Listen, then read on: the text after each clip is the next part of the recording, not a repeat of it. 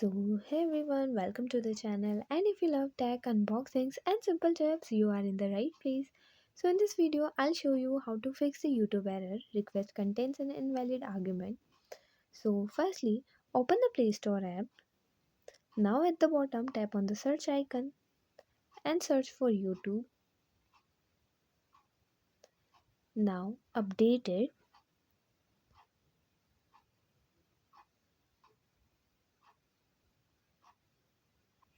Now, go back to the home page. Tap on YouTube for a few seconds. Now, click on a eye icon.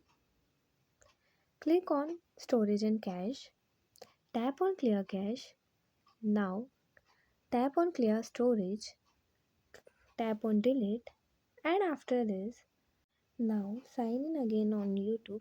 And yeah, that's it.